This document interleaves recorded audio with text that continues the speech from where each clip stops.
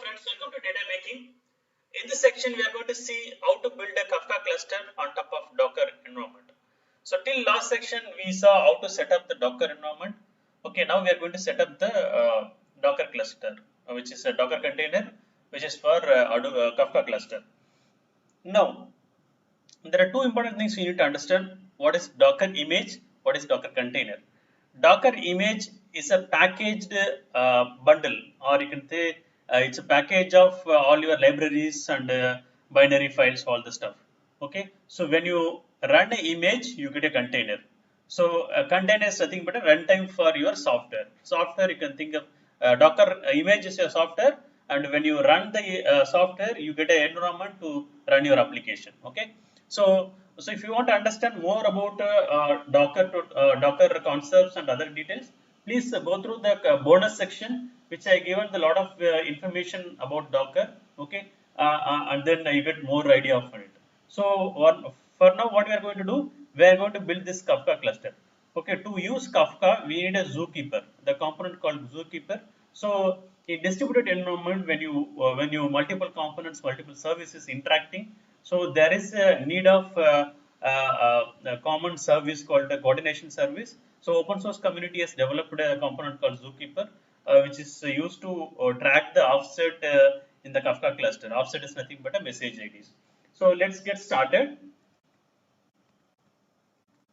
Okay, so what I'm going to do is first we need to I'm going to create a subnet. Okay, using this subnet, what I'm going to do is I'm going to using this subnet. I am going to use this subnet for all the containers which I'm going to create it, so that it will be in this it will form the network, and it will be contract between these containers can be easily achievable. Okay, so let's create the subnet.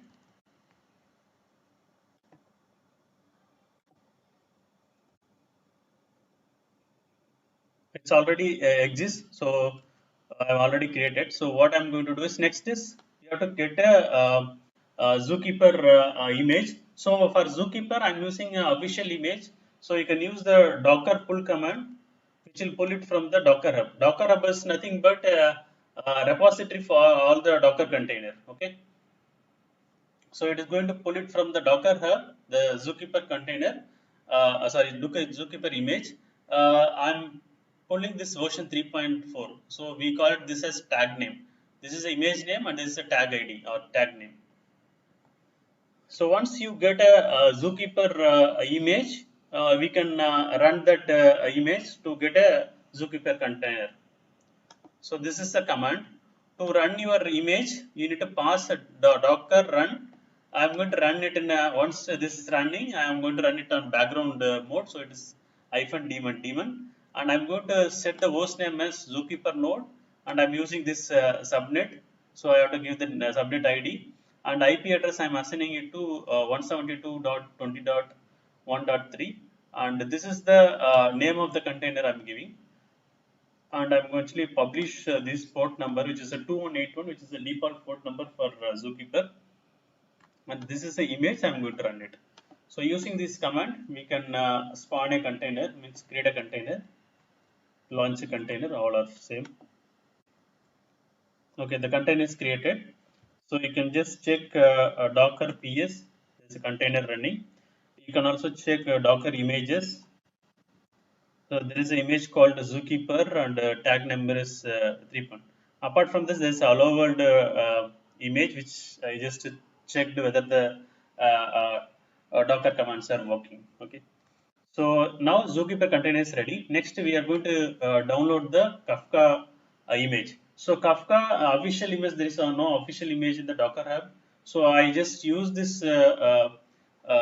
Docker image, the Kafka image for Docker. This just in the documentation I just checked in the Docker Hub, it has some they made some optimization. So let's use this. So you same use the docker pull command. So if you don't give the tag number, it will going to fetch the latest one. So once that is ready, so we are going to let's get downloaded. So we are going to actually run this container Kafka as a background daemon, okay, -d, and host name I'm giving as a Kafka node. I'm going to use this subnet ID, and the IP address I'm setting as 172.20.1.4. These two, why I'm giving 3 and 4. For one, I'm going to use a master node, which is all uh, Hadoop and Spark cluster will be installed on the master node, and there will be a Postgres container which will be running, that I will set it as 2, and 3 and 4 I'm using for Zookeeper and Kafka. And I'm setting the container name as data making underscore Kafka, and I'm going to I'm going to publish these port numbers for Zookeeper. For Kafka, this is the default port number 9092. Using this only, you can actually interact with the Kafka broker, and you need to set up this. There is a property called environment variable called Kafka advertised host name. Why we need this is basically if you want to connect that Kafka broker from outside environment, because when you run from local machine, the container is going to be act as a remote machine. So to expose that, you need to give the IP address. This IP address basically default IP address for your containers which is running on Windows. So if it's Ubuntu, it will be a different IP address. You can check that and you can provide that. This is Zookeeper. Similarly, we are giving Zookeeper IP also same. Okay, this is the kind of public IP for all your containers. Okay, and then image name. So this command will launch the container for Kafka. Okay, let me check it is downloaded. Yes, Docker images. There's additionally one more image has come, just slash Kafka. So I'm going to run this. There's another container will be running now. Okay, so two containers running. So if you want to log into this container, what you need to do is take a container ID. Say example Kafka. If I want to log in, take this. You have to say Docker execute exe in the interactive mode -it, give the container ID and followed by bash. You want to access the shell. So I'm inside the container, Docker Kafka container.